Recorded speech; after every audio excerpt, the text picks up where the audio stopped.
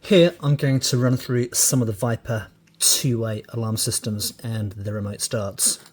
So this is your entry-level two-way remote control.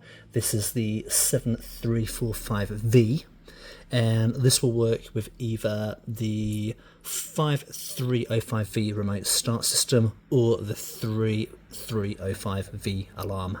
So quite simply, if I hit the lock button, you'll see the padlock symbols come on. That confirms the alarm has reported back to the remote control and the alarm's armed.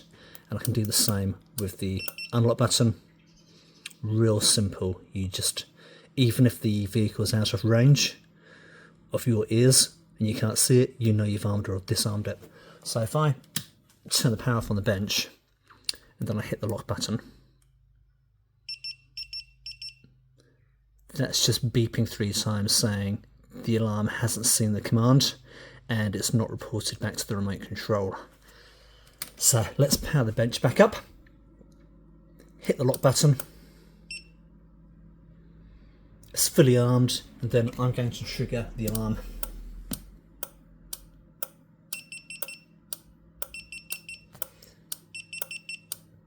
And that's reporting that the ignition has been turned on, as you can see from the key there. So let's turn the ignition off. Disarm the alarm. And again, when I disarm it, it's reporting what the fault was, which is quite cool. So being the budget one, this is a bit bulkier than the other two, which I'm about to look at. As you can see, it takes a AAA battery. It will need replacing periodically, but you know your state of your battery charge because you've got a display here showing how much charge you've got. This one's fully charged, happy days. So moving on, these are quite a bit slimmer. They cost more, but you do get some big advantages. So both of these have USB, micro USB charging ports, which means you don't need to change the batteries. And I'll basically run through the same thing. So if I arm the alarm, that green LED comes on and that confirms that the alarm's armed. Same with the disarm, green light comes on, happy days. Now if I power the bench off and do the same, hit the button, it's not reported back, and the remote's notified me that's a fail. So let's power the bench back up, arm the alarm again, and then I'm going to trigger the alarm.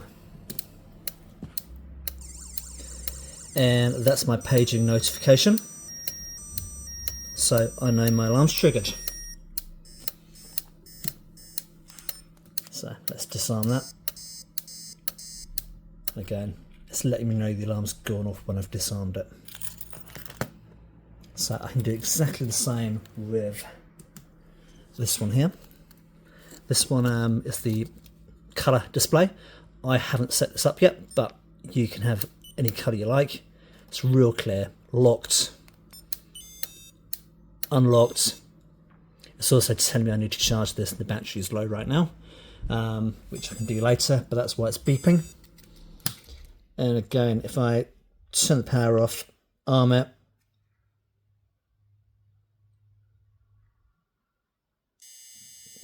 it's telling me it's not received the command. So let's power that back up again. Arm the alarm, and then this time, rather than flick the ignition on, I'm just going to open the door on the alarm circuit. So bear with me while I find a wire for that one. Right, that's the alarm set off. And there you go. The alarm's going off, it's paging me, and it's telling me I've opened a door. So let's disarm that. So yeah, in a nutshell, that's how all the Viper two-way remotes work. Either an alarm or remote start. They're quite versatile. Or if you've got a car that already has its own remote controls, you can add these to most, or I've got other systems where you can get notifications and you can arm and disarm your alarm via your phone. But yeah, for more details, check out vehiclesecurity.co.nz.